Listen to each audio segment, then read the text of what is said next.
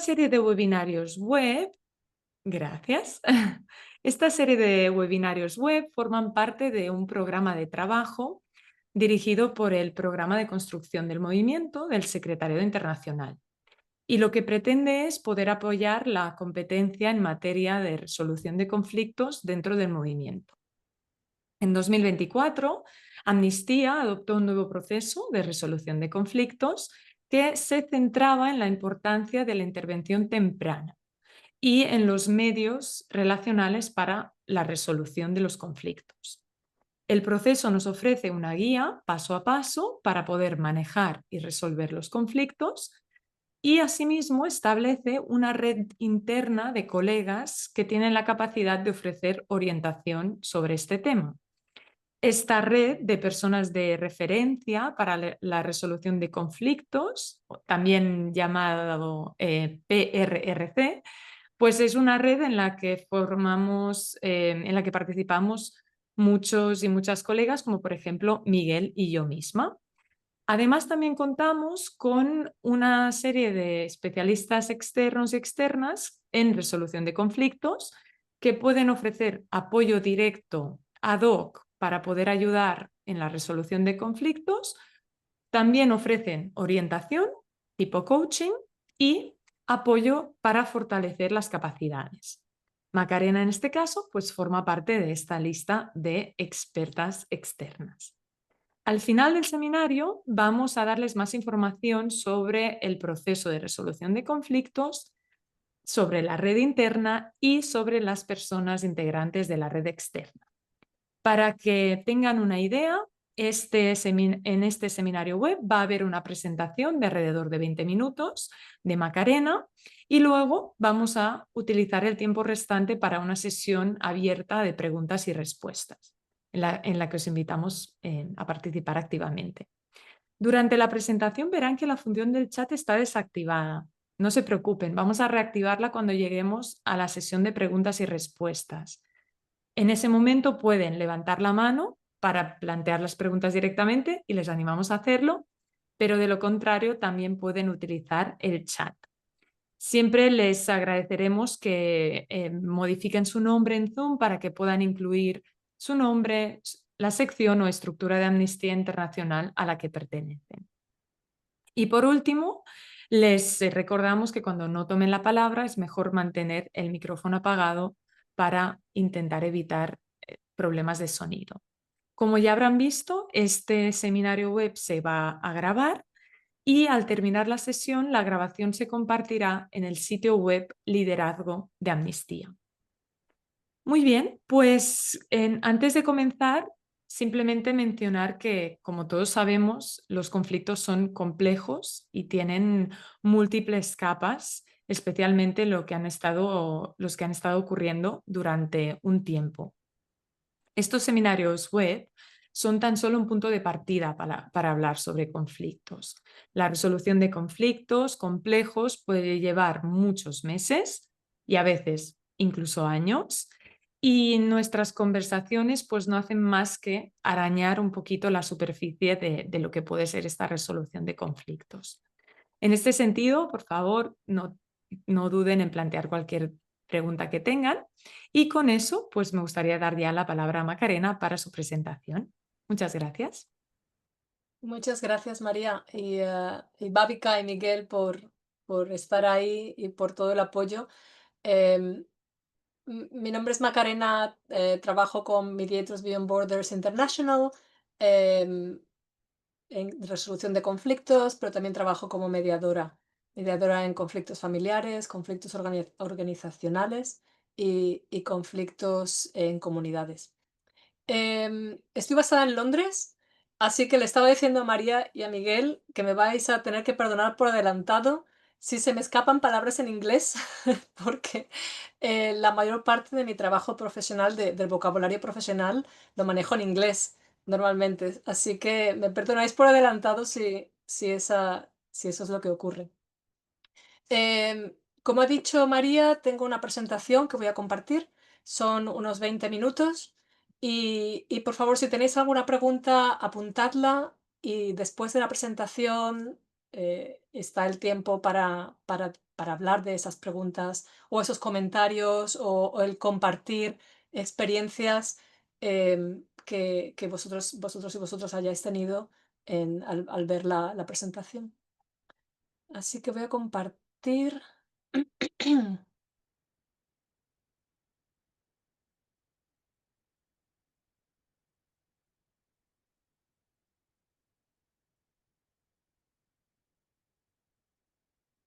Ok, ¿podéis verla? ¿Se ve bien? Sí, tendrías ahora perfecto.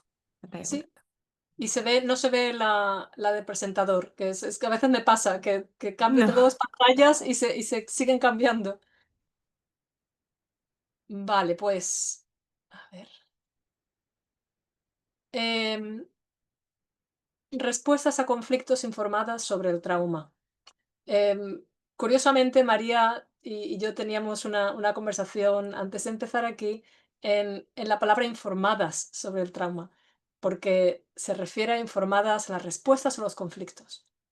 Em, Puede ser a ambos. En este caso, en esta presentación, voy a hablar de las respuestas que nosotros tenemos, de las que nos responsabilizamos y que están informadas por un proceso de trauma.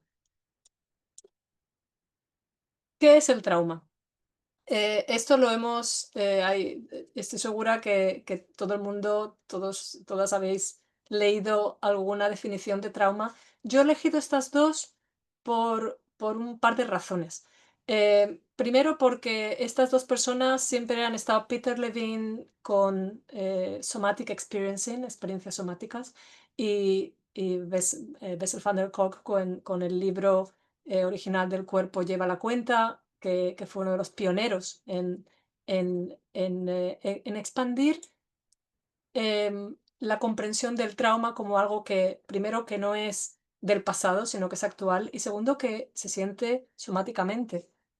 Entonces, la reacción emocional y psicológica ante un acontecimiento negativo, experimentar miedo ante la impotencia. Dos palabras ahí clave, miedo e impotencia.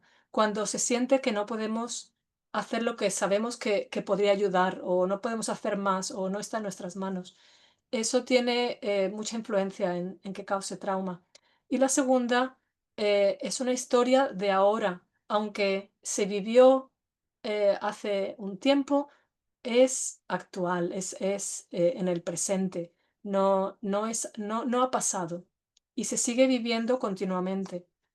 Entonces, esas son las dos definiciones en las que se basa este trabajo. Em, ¿Habéis oído hablar de trauma secundario, trauma vicario? Trauma secundario es aquel, y se suele usar vicario usando en referencia a ambos. El trauma secundario realmente es el que vemos o somos testigos de alguien sufriendo un trauma. Mientras que el vicario está más relacionado con los que trabajamos con gente que ha sufrido trauma. Entonces, por ejemplo, profesionales que ayudan a personas traumatizadas que no lo ven, pero lo escuchan, lo oyen, lo leen. Eso es el trauma vicario. Específicamente, os voy a hablar un poco del trauma de los activistas de los derechos humanos. ¿Por qué es importante el darse cuenta de eso? Bueno, pues porque como activistas de los derechos humanos, diariamente os enfrentáis a situaciones de conflicto. Muchas veces son emergencias, muchas veces la vida de la persona con la que estás trabajando está en peligro. Hay una vulnerabilidad al trauma vicario muy importante. Ese trauma vicario es una exposición indirecta mediada por la empatía. Y es curioso que el ser empático es algo que tenemos que trabajar, no es algo que simplemente aparece, es algo que tenemos que trabajar y por lo que nos tenemos que esforzar. Entonces, el ser empático y el darte cuenta de que esa empatía quizás no está ayudando porque hay unos factores en los que te sientes impotente, puede alterar la visión que tienes tanto que tienen los activistas de los derechos humanos, tanto del mundo en el sentido de quizás deprimirse sobre la sensación de que nada cambia, o sobre ellas mismas en las que os planteáis, lo que estoy haciendo tiene sentido. Una anécdota curiosa, un estudio de padres, de niños, donde los padres eran muy empáticos. Los niños tenían muchas mejores marcas en la escuela y tenían una niñez más feliz. Sin embargo, los padres estaban más estresados. Entonces, eso te da una idea de que la empatía es algo por lo que hay que trabajar. ¿Qué estrés adicionales tienen los activistas, tenéis los activistas de derechos humanos? Bueno, pues vivís en sociedades muy complejas, de riesgos que no solamente son físicos, sino también son emocionales, impactos que pueden agravar síntomas de salud, síntomas físicos, em, preocupación por la privacidad, vigilancia y violaciones de esta. A menudo, a menudo los activistas son también víctimas. Por lo tanto, son niveles de estreses que se van acumulando. En el 2017 hubo un estudio de Satterthwaite donde entrevistó a 346 activistas. No esperaban tener este resultado, pero lo que surgió fue que el 19% estaban diagnosticados con trastornos del estrés postraumático. 19% tenían síntomas asociados con este trastorno, 15% tenían síntomas de depresión y 19% agotamiento. Estos niveles son comparables a veteranos de guerra, son comparables a equipos de primera respuesta en emergencias. O sea, es algo que no se puede simplemente decir, oh, no, nosotros no estamos en primera línea o no. No, son impactos y efectos que realmente hay que tener en cuenta. No se pueden dejar de lado. Dentro de ese estudio, también lo que surgió fue coordinadores o jefes de equipo que también tienen una vulnerabilidad al estrés extra. ¿Por qué? Porque tienen a su cargo equipos de personas que ya están viviendo con trauma vicario. Entonces, digamos que tienen un doble, doble trauma, lo que ellos puedan tener y los que tienen las personas de las que están a cargo y tienen responsabilidad. Algo similar con los voluntarios en el sentido de que es más fácil desatender sus necesidades. Muchas veces a los voluntarios se les acepta porque quieren estar allí, porque tienen experiencia, pero quizás no tengan capacidad para manejar el estrés o el trauma. Entonces, simplemente el concienciarse de que eso está ahí, de que no se puede dejar de lado. ¿Cuál es el impacto de ese trauma? Bueno, síntomas a todos los niveles. Os voy a resumir simplemente emocionales, mentales y físicos. Emocionales, agotamiento emocional, pero también agotamiento mental, agotamiento físico, problemas de sueño, no poder dormir por la noche y no poder levantarse por la mañana. Todo eso está relacionado con cómo el sistema nervioso está desregulado. Em, Puede ser que haya ansiedad, depresión, pérdida de esperanza, lo que os decía antes de cambiar la visión del mundo y cambiar la visión de sí mismos. Una preocupación constante y que no deja que haya concentración en el trabajo que se está haciendo, cambios en la percepción de seguridad personal. Todo eso impacta profesional y personalmente. O sea, profesionalmente la disminución de la eficacia, la motivación baja, aumenta el absentismo, en las relaciones, afecta a relaciones profesionales y relaciones personales. em, Hay un posible descuido de las fronteras entre las dos. Em, ¿Cómo impacta eso, ese impacto del trauma, cómo impacta en los conflictos? En general, si lo vemos desde una óptica desde muy arriba, hay dos formas específicas, la disociación y la hiperactivación. Estas están relacionadas con el sistema nervioso autónomo. O sea, realmente la forma, cómo somatizamos los eventos que ocurren a nosotros o a otros y por nuestra empatía a nosotros también. El sistema nervioso produce o una disociación o una hiperactivación cuando el trauma está activo. El sistema nervioso autónomo con 2 ramas, el simpático, la rama simpática y la rama parasimpática. La rama simpática, que es la lucha, huida, congelación, y con el cortisol ¿cuál es la otra hormona? El cortisol, adrenalina, el cortisol, la adrenalina, y el parasimpático, que es la respuesta de relajación, que está mediada por el nervio vago, y las hormonas como la serotonina, la oxitocina, y la dopamina. Cuando esos 2 sistemas están desregulados, la desregulación del simpático y la lucha, huida, congelación, hace que haya una hiperactivación continua. Por lo tanto, una reactividad, una hipervigilancia, los comportamientos están exagerados, son muy intensos, cosas comportamientos que nos esperan, ansiedad, mientras que la desregulación del parasimpático y la falta del tono del nervio vago lleva a la disociación, a la desconexión consigo mismo, la desconexión con los demás, una sumisión al sentido de, sí, haremos lo que tú digas, no importa, una depresión, pérdida de contacto con la realidad. Ahora, ¿cómo se traduce eso a comportamientos entre personas? Puede haber una escalada de una escalada de los conflictos porque se perciben simples desacuerdos como hostilidad o violencia. Puede haber explosiones emocionales porque las emociones están desreguladas y reparar desacuerdos se hace súper difícil.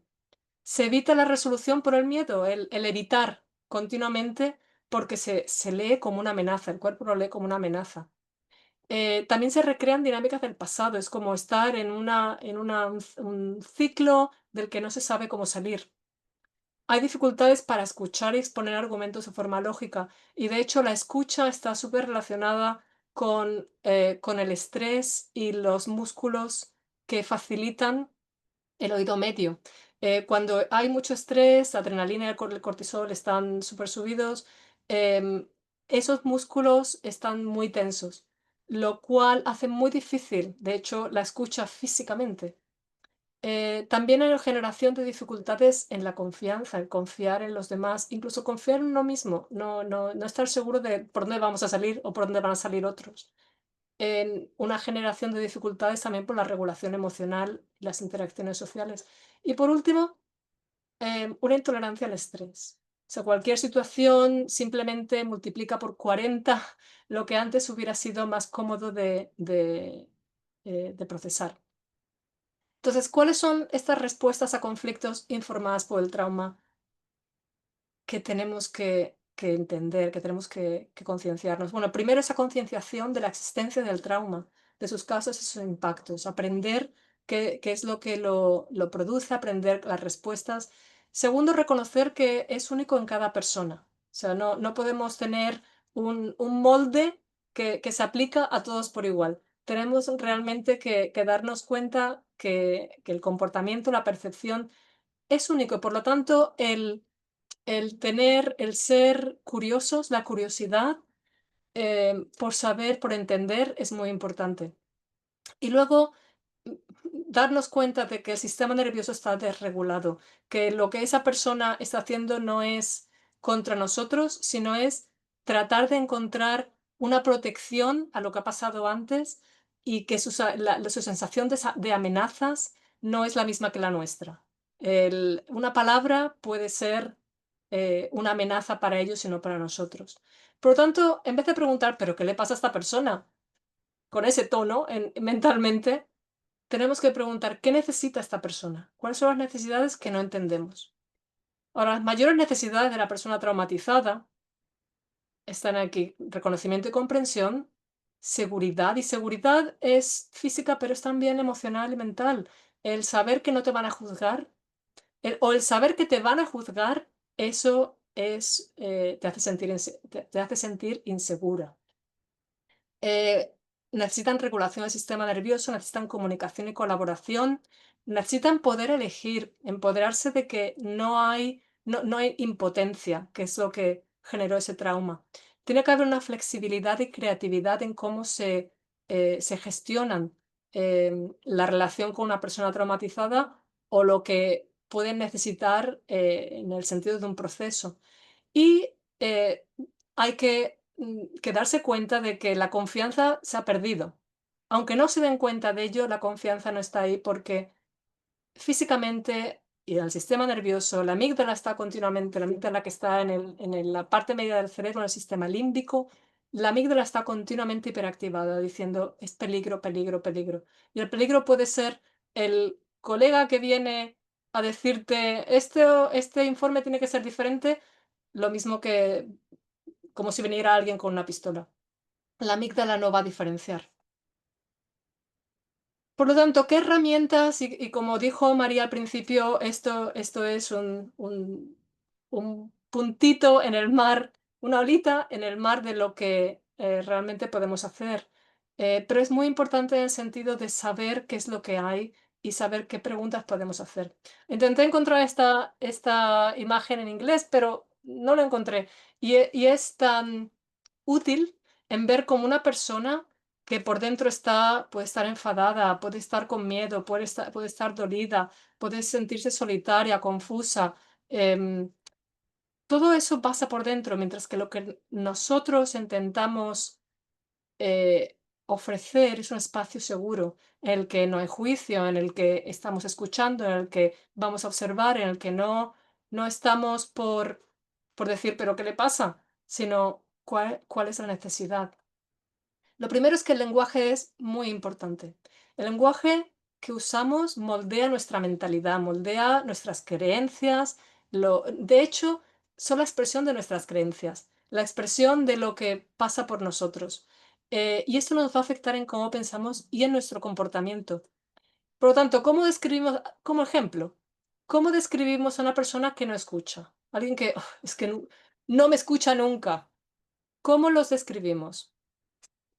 ¿Difícil? ¡Ah, qué persona más difícil! Es una persona imposible, no puedes hablar con ellos porque van a su bola. Es una persona cerrada, nunca me escucha, nunca dice qué le parece lo que le digo. O es terca, no hay forma de convencerla porque nunca me escucha. ¿Será maleducada esta persona?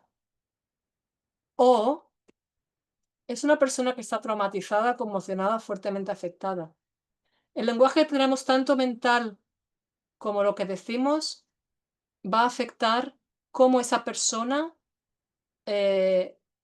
siente que podemos ayudar o que estamos ahí para ellas.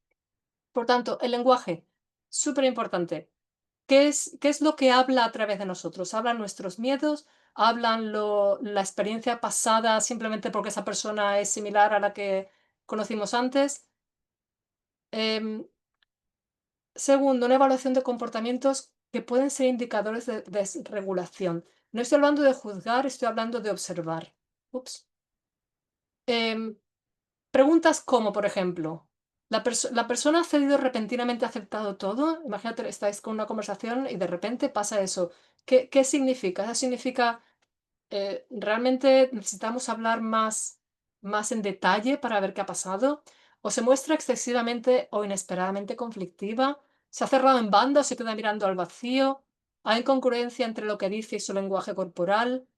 ¿Culpa constantemente a los otros? Estos son ejemplos de preguntas para que empecemos a reflexionar qué es lo que necesita esa persona, qué es lo que ha pasado que hace que algo no funcione.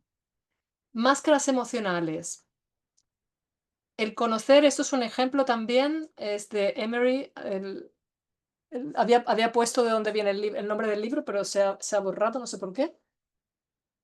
Em, pero si os interesa os lo puedo compartir. Pero es qué hay detrás de la ira.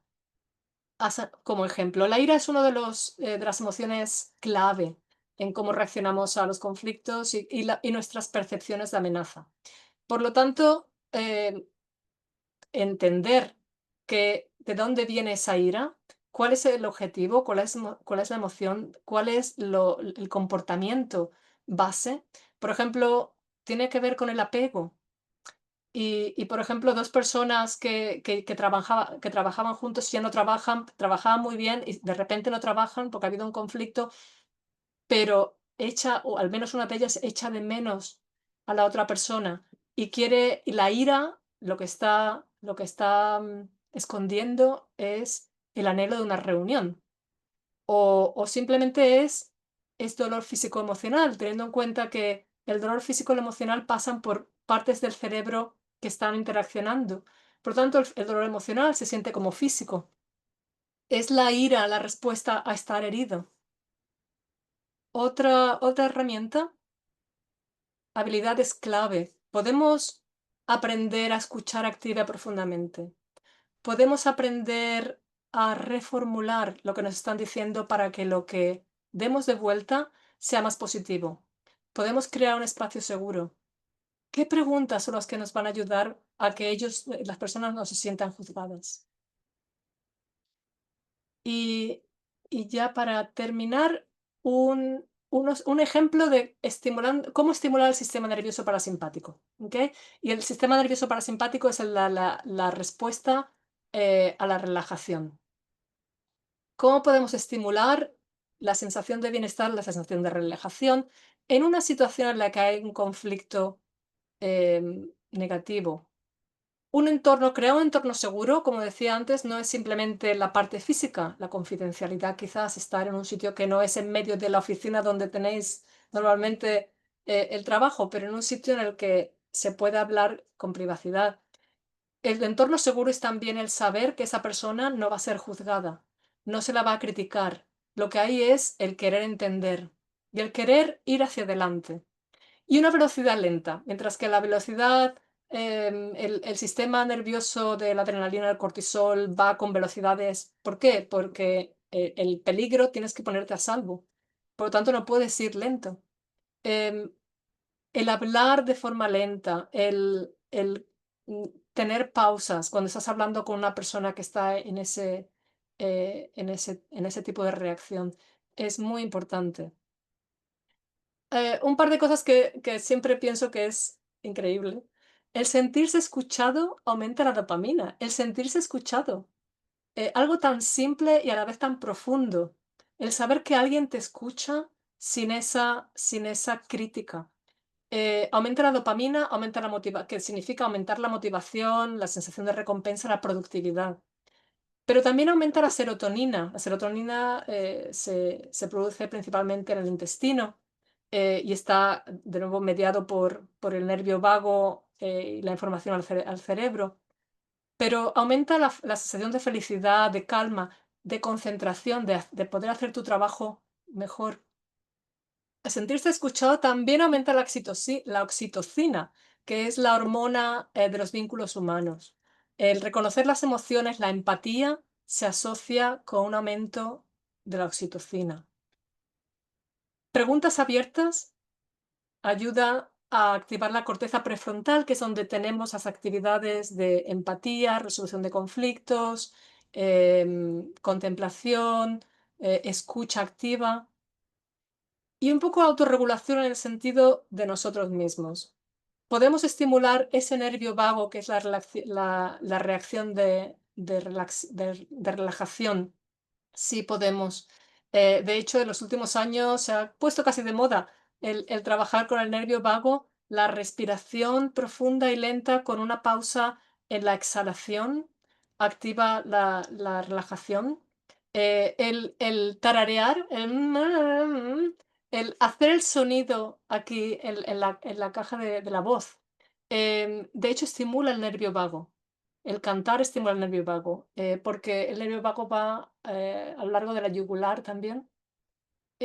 Luego el equilibrio, el balancearse, también estimula el nervio vago. La importancia de estimular el nervio vago que refuerza la relajación, pero también nos hace que podamos escuchar mejor y podamos realmente analizar las necesidades de esa persona con la que estamos trabajando.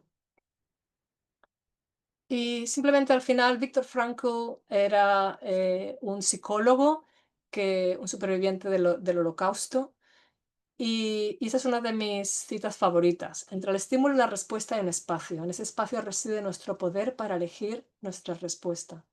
Y en nuestra respuesta reside nuestro crecimiento y nuestra libertad. O sea, realmente tenemos en nuestras manos el poder elegir si reaccionamos desde esa desregulación o respondemos. Y si él pudo hacerlo en las circunstancias en las que estaba, todos podemos realmente. Bueno, pues esto va después. Voy a parar. Creo que son un poco más de 20 minutos. Y ahora vamos a abrir el turno de preguntas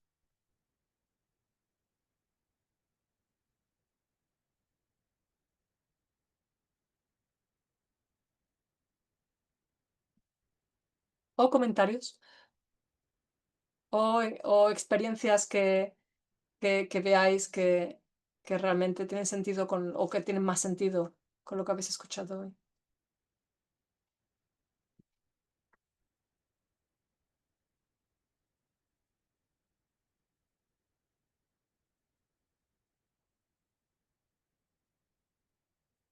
¿Alguien quiere compartir cómo os habéis sentido al haber escuchado las diapositivas? ¿Cómo habéis visto alguna experiencia que habéis tenido de una forma diferente, por ejemplo? David. Hola, gracias por la presentación y por todo el contenido.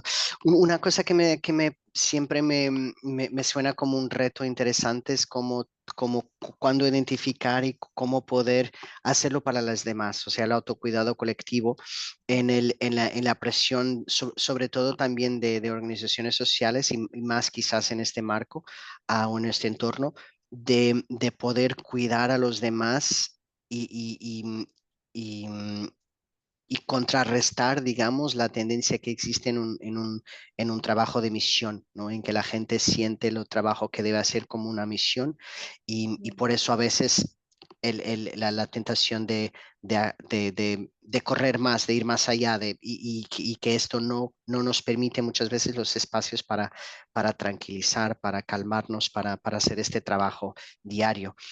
Y yo pienso que esto es un reto en el sentido que a veces pues mirar esto y a veces con otras personas, pues cambiando ideas y escuchando en otros momentos similares esto como la necesidad de hacer estas pausas y de hacer estos ejercicios, también de cuidar hacia la comunicación y esto implica un ritmo, ¿no? Un ritmo, un cuidado, un explícito para tener el tiempo de cuidar las formas, cuidar las comunicaciones, las palabras y en un entorno en que haya un contexto de trabajo acelerado y aún más cuando es por misión, pues yo siento a veces personal, pero también creo lo puedo ver en otra gente, el reto de poder saber cuándo hacerlo para los demás y cuidar el equipo, el conjunto, hacerlo colectivo.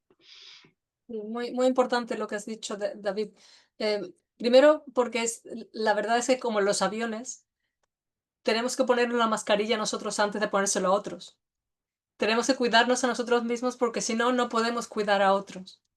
Eh, y también porque totalmente tienes razón, en contextos de trabajo en los que lo que prima es la velocidad, el estrés, en el sentido de que hay vidas de personas en juego, el que estamos en una dinámica en el que no nos podemos relajar, incluso mentalmente, y sin embargo hay que encontrar ese equilibrio totalmente.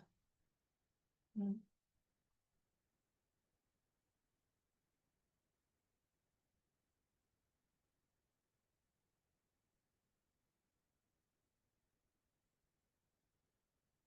¿Alguien más?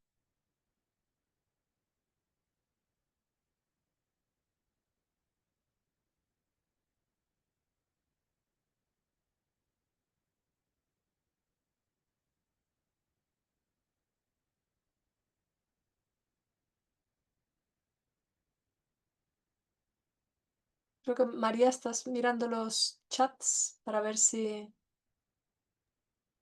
hay alguna Sí, eso pregunta. es. Vemos tras varios comentarios en los que te dan las gracias por la presentación. Nos comentan que lo que has compartido tiene mucho sentido y también vemos que Edith nos indicaba que resonó mucho con el tema de la reactividad y la hipervigilancia en momentos de mucho estrés, Sí. porque en su experiencia parte de lo que funciona es dar mucho más espacio a la vida personal y dejar el trabajo en su lugar para poder desconectar. Mm. Sí, ser capaz de desconectar, ser capaz de tener esas fronteras entre lo que es personal y el trabajo. Muy difícil si lo que hacemos es una misión, como decías tú, David. Si es nuestra misión y creemos en ello profundamente, es complicado. Y luego David también nos mencionaba que es muy importante entender la situación de la persona que se encuentra en dificultad. Ujú. Exacto, sí.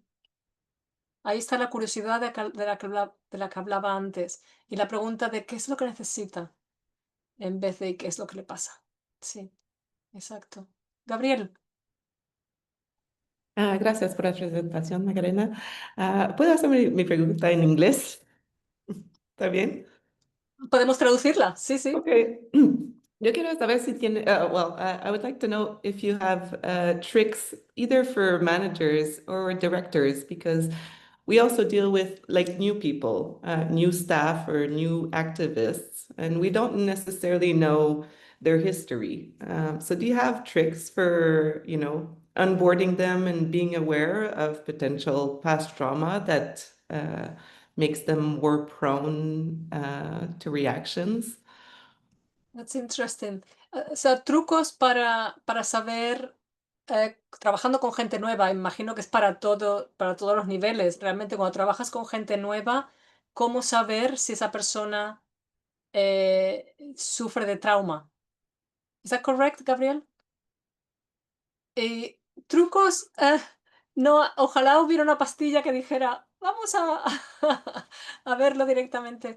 Em, realmente el truco es la observación. Y la observación con todo ese información mental y de nuestra experiencia que nos dice que está ocurriendo algo que ocurre que no es lo que esperaba. Y entonces comunicación. O sea, realmente trucos como tal no existen, porque esto es como crecimiento personal en 2 días del fin de semana. Pero el truco, realmente el truco de esa pregunta de qué necesita esta persona, qué hay detrás de lo que está diciendo, en vez de "Ah, otra, otra vez". Ese truco realmente es muy importante. Beatriz. Gracias. Bueno, buenos días desde México. Yo básicamente lo que tengo es como una reflexión, ¿verdad? Porque escuchando la presentación pareciera como que hay una sola persona con trauma, ¿verdad? Y se vuelve más complejo, o sea, y lo pienso un poco como, pues en general, en los espacios en los que trabajamos, cuando en realidad somos dos personas con trauma tratando o incluso como colegas hacia los lados que también tienen trauma y ahí pues encontrar ese equilibrio, ¿verdad? Porque si bien podemos intentar estar en escucha activa y como generar empatía, pues también estamos como con nuestro mismo proceso, ¿verdad? Entonces Exacto. eso me lo llevo un poco como para pensar en esos puntos pues medios, ¿no? Que no es necesariamente solo la otra persona tiene, sino pues también estoy yo y también están los del otro lado y ahí se complejiza un poquito más. Sí, sí, totalmente. Y esos normalmente todos tenemos algún tipo de experiencia que ha sido traumática. Entonces, el darte cuenta, incluso darse cuenta de eso, Beatriz, es un paso adelante enorme, porque eso hace que tú te empoderes a decir, pues, ¿qué hago con mi trauma y qué es lo que quiero em, poder compartir con otros? Y cómo podemos ayudarnos y cómo podemos comunicar. O sea, esa concienciación, que es el primer paso realmente, es lo que tu pregunta hace. Así que fantástico. Judith. Hola, soy Judy Pacheco de Amnistía Internacional Venezuela. Yo tengo dos preguntitas que conectan casualmente con el primer seminario, pero que tienen mucha lógica dentro del gran contenido que vimos el día de hoy. Y serían, ¿cómo podemos desde una perspectiva sensible al trauma crear espacios de diálogo que que no reactiven, por supuesto, las heridas pasadas, sino que promuevan la reparación y el entendimiento mutuo, ¿no? Es una pregunta que tengo por allí, que ese es como cómo llevarlo a la práctica en específico dentro de los grupos desde el punto de vista del movimiento, ¿no? Y cómo puede el liderazgo global, en consonancia con la pregunta anterior, fomentar una cultura de cuidado y sensibilidad al trauma que promueva la unidad, claro está, sin invisibilizar las diferencias. Gracias. Dos Esas preguntas enormes, Judith. En la primera, realmente facilitando procesos en los que yo creo que en cierta forma Amnistía ha empezado con lo que María explicaba al principio de ese proceso de resolución de conflictos temprano. Porque lo peor es cuando los conflictos continúan el tiempo y no se resuelven y solo escalan. Em, el impacto del trauma en eso es en la forma de que impacta el conflicto impacta el trauma. O sea, digamos que se retroalimentan. Entonces, el hacer algo temprano facilita que el trauma no continúe y que no se retraumatice.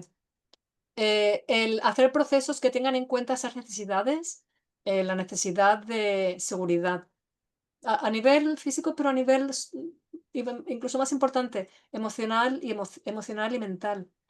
Procesos que tengan en cuenta la reconstrucción de la confianza. Procesos que tengan en cuenta todas esas necesidades de las personas traumatizadas. Esa realmente es la base para diseñar esos procesos.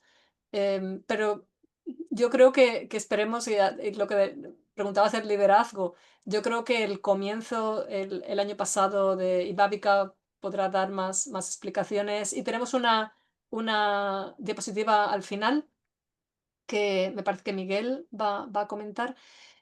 Hay obviamente un cambio en cómo, en el liderazgo, en cómo se plantea los conflictos y cómo quizás en el desarrollo práctico de esos procesos, el tomar en cuenta que el trauma está ahí y cuáles son las necesidades que el trauma manifiesta. Y tenerlo siempre ahí presente. No dejarlo a un lado, sino de hecho activarlo. Son preguntas muy grandes, Judith, pero espero que eso dé un poquito de sabor de lo que se puede hacer. Porque todas esas herramientas, de hecho, son muy aplicadas. O sea, las herramientas de compartido son muy aplicadas. Lo que pasa es que depende del esfuerzo de cada uno. Eh, Podemos todos escoger palabras diferentes que no tienen juicio, que no tienen crítica, o podemos hacer una crítica que tiene en cuenta la transformación necesaria para que las personas se sientan seguras. O sea, todo eso, esas herramientas son realmente muy aplicables, pero necesitan nuestro esfuerzo. Gracias. A ti. Gracias. Hay una pregunta, yo creo que a lo mejor ya las has contestado un poco yo, pero de Vivian que nos cuenta que nos pregunta si el trauma se profundiza cuando no es gestionado y ocurren hechos que generan un nuevo trauma. Perdona, Miguel, cerra la ventana porque había ruido. Si el Mm. trauma no es gestionado, Si el trauma se profundiza cuando no es gestionado y ocurren hechos que generan un nuevo trauma. sí. Sí. Es la pregunta que nos hace Vivian y la respuesta es sí. Sí, claro. Cuando el trauma no es gestionado o por la misma persona o por las personas del entorno, se puede generar un nuevo trauma. De hecho, la retraumatización de personas ya traumatizadas es parte del problema en no trabajar desde una perspectiva informada por el trauma. Y es una de las cosas, uno de los principios, de hecho, a nivel de organizaciones, el, el, el no retraumatizar a las personas. Y para ello, la concienciación de que existe, la concienciación de que cada persona es única en esa reacción al trauma, em, y establecer procesos en los que eso la información ayuda a que esos procesos ocurran. Mm.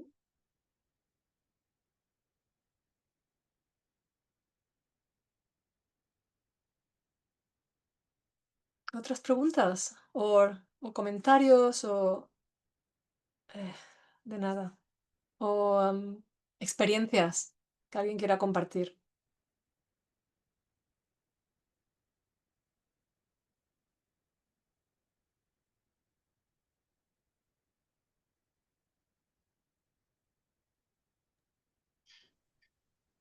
Macarena, solo comentar que me pude relacionar con lo que decía de la activación de los nervios. En un taller una vez la persona hacía hacer ejercicios con la lengua y los ojos. Ah, sí, sí, sí. Y creo que la razón era esta activación de nervios particulares que como promocionaban como el relajamiento, ¿no? Especialmente el nervio vago, de hecho. El nervio vago es el que con la lengua porque pasa por aquí. Sí, sí, totalmente. Podéis buscar en las páginas web de relajación del nervio vago o activación, más que relajación, activación del nervio vago. Gracias, David. ¿Alguien más?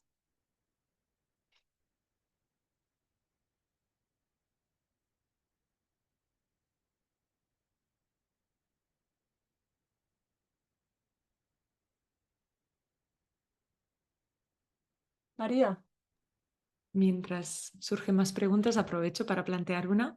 ¿Algún consejo o cómo podemos encontrar un equilibrio entre querer aplicar un enfoque basado o siendo consciente de que pueda existir un trauma con respetar también la confidencialidad? Porque es posible que la persona que haya sufrido el trauma no quiera sentirse expuesta, ¿no?, al resto del equipo, o no quiera que todo el equipo tenga esa información. Claro. Pero estás diciendo que, digamos, tú, por ejemplo, conoces que esa persona, o te lo ha dicho esa persona, pero no quiere que lo sepa el resto del equipo. Claro, por ejemplo, como manager, ¿no? ¿Cómo poder gestionar Sí, el tratamiento, ¿no? O el gestionar a una persona que ha sufrido un trauma, pero a la vez intentar como respetar la confidencialidad claro, claro. porque Y la de hecho, persona lo ha pedido. exacto. De hecho, es importante que esa confidencialidad se mantenga, porque esa es parte de la seguridad de esa persona. Pero lo que probablemente el manager tenga que hacer, el gestor tenga que hacer es mm, hablar con esa persona y dentro de las necesidades de la persona traumatizada. Si te acuerdas, el empoderamiento, la elección, la colaboración, el trabajar juntos en cómo ayudar a esa persona en lo que necesita para que el trauma no le afecte o para que no sea la respuesta inmediata. Y eso es trabajo individual con esa persona. También es trabajo con esa persona, es decir, cómo va a afectar esto al equipo. Y es todo comunicación realmente. Comunicación sin decidir por ellos ni sin obligarlos a nada. Pero es comunicación de ese tipo de preguntas, de tener un plan. ¿Cómo va? ¿Cuál es la necesidad? ¿Cuál es el impacto? ¿Cómo va a impactar al equipo? cómo quiere esa persona traducirlo en su trabajo con el equipo. Y realmente no es la tarea del gestor el comunicarlo a los demás, es la responsabilidad de esa persona. Y es muy importante, sobre todo lo que está relacionado con la seguridad, eso es una de las principales temas, porque la amígdala está continuamente viendo todo como una amenaza. Y el hecho de que alguien se pueda enterar, eso es una amenaza, lo que va a continuar la desregulación del sistema nervioso. Y normalmente el hablarlo directamente es la mejor, eh, la mejor herramienta. Judith. Hola de nuevo. Quería solamente puntualizar dentro de esta necesidad, o más bien lo que debemos hacer en continua desarrollo de capacidades con respecto a la resolución de conflictos. Además de eso, pudiera establecerse algún kit de herramientas que nos permitan autorregularnos a nosotros mismos o autodescubrir que estamos siendo, porque a veces pudiera ser que no reconozcamos internamente que estamos pasando por un trauma, pero quizás esta capacitación, más allá de los talleres, y si tenemos además un kit de herramientas, pudiera ayudarnos. Digo yo que pudiera ser una opción, aunque no soy experta, mi pregunta es, ¿pudiera crearse un kit de herramientas para este acompañamiento de los procesos de los equipos? Para cada persona. Y sí, lo que pasa es que cada persona tiene que encontrar su kit individual. Porque lo que funciona para ti cuando estás en una situación desregulada de estrés puede no funcionar para la siguiente persona. Entonces, lo que es importante realmente es em, ofrecer espacios en los que hay una reflexión interna, ayudada por otros que están también en esa reflexión interna, em, para entender qué nos ayuda a cada uno de nosotros. O sea, por ejemplo, si os pregunto que cuando os han dado un susto o cuando habéis recibido una sorpresa que no es agradable, algo ¿qué os ayuda a calmaros después? Por ejemplo, Judith, ¿a ti cuál es lo que te ayuda principalmente? La respiración. La respiración. Y la respiración, por ejemplo, si haces una pausa en la exhalación, como decía antes, eso le está indicando al cerebro que no es vida o muerte, porque el cerebro lo identifica es o vida o muerte o estamos bien. Entonces le estás diciendo, no es vida o muerte, pero hay otras personas que necesitan, por ejemplo, hacer ejercicio duro.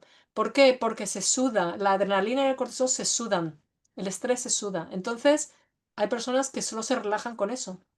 Hay personas que necesitan en Inglaterra, todo el mundo toma una taza de té, porque si alguien de una preocupación, quieres un té. Y eso es una señal de que todo está bien. ¿Sabes? Entonces, el ser capaz de tener un espacio donde puedes comentar con otros de una manera segura qué es lo que os ayuda, y si yo sé lo que a ti te ayuda, te puedo ayudar. Te puedes ayudar tú misma, pero también te puedo ayudar yo. Y al contrario, si tú sabes lo que a mí me ayuda, en ciertos momentos en los que no puedo ayudarme a mí misma, tú me puedes ayudar. Entonces, esa relación de confianza y de crear ese espacio donde puede existir. ¿Tiene sentido? Sí, sí, sí. De hecho, no solamente la respiración. En mi caso, yo amo reír. Yo lo digo con mucho énfasis porque de verdad que para mí la risa es Mm, como un antes y un después en cuanto a mi fórmula de pensar y de Totalmente. actuar. Y de hecho, el sonreír activa mm, cientos de músculos que de hecho, si te fuerzas a sonreír, hace que veas las cosas de manera más positiva. Está comprobado. Así que gracias, Judith. Gracias. Me han dicho que tenemos 3 minutos. Creo que ahora es uno. ¿Da tiempo para una última pregunta de Beatriz? Sí, Gracias. Es más como compartir una experiencia, o sea, porque creo que también parte de lo que estamos hablando acá es como esperando una respuesta positiva cuando presentamos como nuestro sentir, nuestras necesidades, etcétera. Pero creo que también, o sea, a veces vale la pena ver como hacia todos los lados. Por ejemplo, en mi caso no necesariamente he tenido respuesta hacia arriba, digamos, pero cuando veo hacia el equipo que lidero, pues empiezo a generar un espacio seguro ahí y también empezamos a generar como estrategias para cuidarnos entre nosotras. Entonces, si bien como todavía van a seguir viniendo amenazas de otros espacios, pues también podemos entre nosotras, porque creo que en general, o sea, al estar tanto tiempo en el trabajo, sí o sí necesitamos un colectivo aunque sea chiquito. Y de hecho, o sea, mi equipo en la organización es el más chiquito, pero es como donde he encontrado justamente tener esos espacios de seguridad y todo, si bien no los he encontrado en otras áreas. Entonces, creo que también eso, o sea, poder ver que la organización es grande o incluso, pues, estos espacios en el secretariado, otros grupos donde podemos hablar, pues hay como varios grupos o varias personas a las que podemos acudir que no necesariamente se vuelven tampoco a la parte personal que empieza como a mezclar, ¿verdad? Entonces, todo lo del claro. trabajo me lo llevo a lo personal y etcétera. Entonces, creo que también vale mucho la pena eso. Sí, totalmente, suena fantástico. Y de hecho, me recuerdas a la resiliencia. O sea, el incrementar la resiliencia hace que cambien los caminos neuronales del cerebro. Y el saber que tienes ese equipo chiquito en el que puedes confiar y que os ayudáis unos a otros, eso aumenta la resiliencia individual, pero la resiliencia colectiva. Y puede cambiar muchas cosas. Eh, fantástico. Gracias por compartir. Creo que vamos a cerrar este webinar y voy a compartir una diapositiva que Miguel... Gracias, Macarena. Es simplemente darte las gracias por compartir todo este aprendizaje con nosotros y obviamente a todas las compañeras y compañeras que han participado el día de hoy. También comentar que va a haber una sesión más enfocada también en esta temática de resolución de conflictos y tendrá lugar el día 25 de noviembre y esperamos que también puedan unirse a esa sesión. Si desean más información sobre el proceso, perdón, estoy hablando rápido porque sé que ya nos hemos ido de hora, pero no se preocupen que lo mandaremos todo. Si desean más información sobre resolución de conflictos y los servicios disponibles, no duden en ponerse en contacto con nosotros, con el equipo aquí en el IES, a conflictresolution@amnistia.org. Y también pueden encontrar más información, como les comentaba mi compañera María, en la página de resolución de conflictos, en el sitio de liderazgo, la página de liderazgo, www.amnestyleadership.org, donde además de encontrar más información pueden ponerse en contacto con el equipo interno que les puede ayudar con resolución de conflictos, así como un listado de support externo que tenemos, como la doctora Macarena Mata, que nos acompaña hoy. Y toda esta información, así como los enlaces mencionados, se los enviaremos por correo electrónico después de esta sesión, junto con un breve cuestionario que nos encantaría que por favor tuvieran tomaran unos 5 minutitos para completarlo para que podamos seguir mejorando este tipo de talleres y de servicios. Y sin nada más que añadir, muchas gracias por la participación, gracias a Maca y muchas gracias a María por la facilitación. Y les Muchas gracias a vemos el día todos. 20. Gracias Miguel y María y Bábica y gracias a todos por estar aquí. Hasta Gracias. luego, un abrazo. Gracias, hasta pronto. Hasta pronto. Gracias. Chao.